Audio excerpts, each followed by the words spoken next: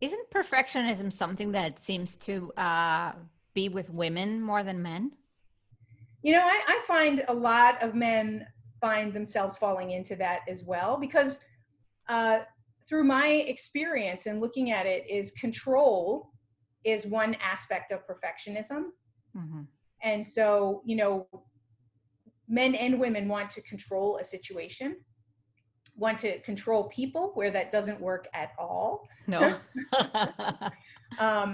So when we can control a process, but we can't control people. So we need to, you know, uh, think about that. So, but I do think that there is a tendency for women to um, to to be in that perfection area as well.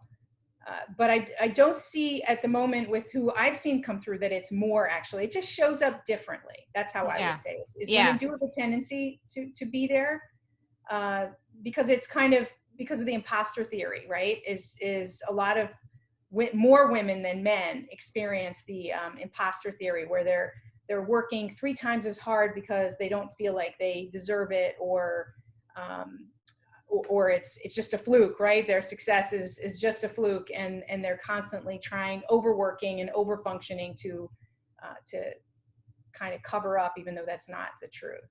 Yeah. I guess that's why I feel it's more connected to women than men Yeah. because of that. And also the, lower confidence levels Yes. Yeah. generally in their own abilities. And we know a man will apply for a job if he has 60% of the things that are needed for the job, and a woman will only apply if she is 100% has everything tick in every box. That's interesting. I Yeah. would apply. I would apply even if I didn't. Me So too. I apply. I called up and said I want to be CEO of a company without business experience and business education. So I know I'm willing to behave a little bit like that without having all the qualifications. But does that tie that's into very product? un-European of you. Yeah.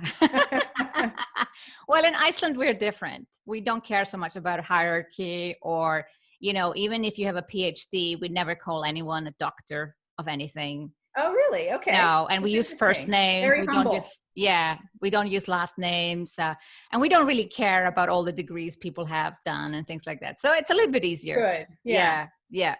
But this productivity has anything to do with confidence. Absolutely. I think everything success in general has to do with confidence. So, um, it's a really good question that I believe that when you think of productivity, one of the key things that helps us to be more productive is structure. Mm, And if you think about it, structure also gives us more confidence. yes. So, I've never really talked about this or thought about this, so I'm just kind of winging it here, but I believe, there are a lot of different connections with that, and how through different techniques we can gain more confidence. So like I talked about, or you said earlier, motivation, a reason could be is that somebody doesn't have the mindset that they are going to be successful in that area, and so therefore then they'll wane down their motivation, and it's not as high because they don't see themselves crossing the finish line. Yeah. So different techniques can help you to boost your confidence in that context and see yourself at the finish line, that will then increase your motivation, which will then increase, your ability to get past obstacles, which will increase your ability to succeed. So Yeah. I, as a result, I do think that that's definitely a major thing. Yeah.